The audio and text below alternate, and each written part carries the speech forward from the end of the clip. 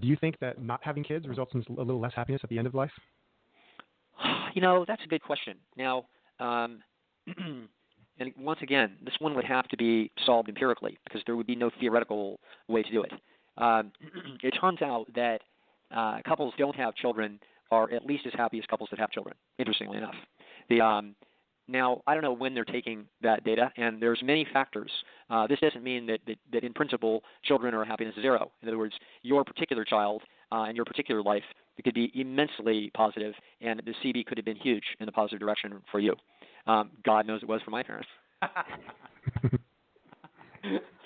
All protestations to the contrary. So the point is that, however, what we see is, when we actually look at it empirically, we see that it's at least a fair shake for not having kids. Now, what we're going to find within this data is we're going to find enormous individual variation. So I know that there are women who are really, really tortured by the fact that they did not have children, and it's just flat out hard on them, and that is just the way it is. They've got a maternal chip in there, and the way circumstances played out in their life, it just turned out that wasn't possible, and they really feel a haunting emptiness, and that's it doesn't surprise me that such a thing exists at all. I find that, by the way, way more rarely expressed in males, although I have seen it. Okay, but I would say that I've seen it expressed in females probably 10 to 1 more than males, which is kind of interesting and indicative of essentially the natural difference between men and women in terms of the sort of emotional connection and investment that goes on with child rearing.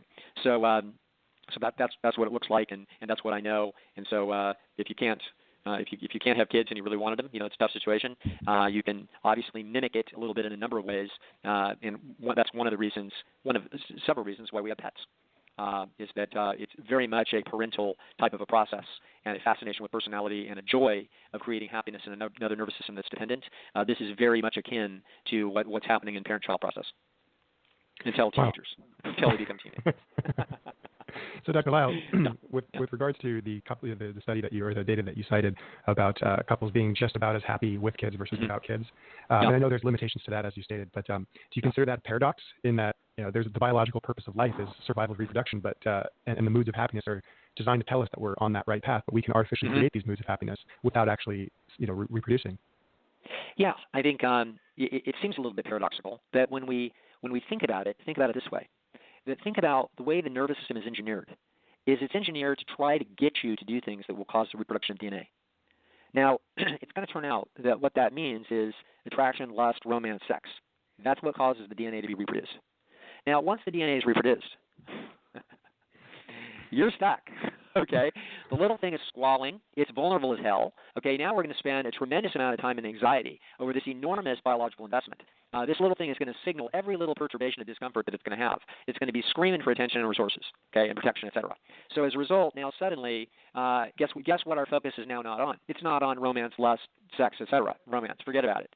It's on making sure that this little thing manages to survive. Okay, and then it becomes on attempting to engineer socially and with instruction this thing's rise in the socio-cultural dominance hierarchy so that it can maximize its fitness displays and therefore have its own romance and sex process that's optimal with the best possible specimen on the other side of the table that we're trying to chisel 10% extra gene quality out of so that the grandchildren will then be fancy.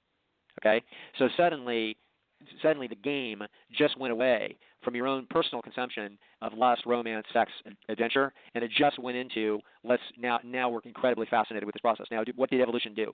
Evolution essentially put a huge lure out there and a lot of positive affect around the romance, lust, sex, etc. That's what it did. Okay. What it then did was it put a lot of anxiety, nervousness, tension, irritability, pushing and shoving, worry, put all kinds of things associated with the protection of this asset once you've got it. Interesting. Okay, so evolution engineered the human psychology in such a way that turns out to be optimal for the reproduction of the DNA, but by no means, if by following that script, you actually optimize the life experience of the individual. So that's the resolution of the paradox, is that evolution was never designed to optimize your happiness. It was designed to goad you into doing its bidding, and it was going to throw you little bits of happiness and pleasure along the way to get you to do it. And after that, it was going to throw you a lot of anxiety and tension and sweat. Okay, and so that's how it's done, and that's why we call this podcast "Beat Your Genes," is because we're absolutely out to try to outthink that system and to try to actually optimize your personal life experience rather than optimize your DNA success.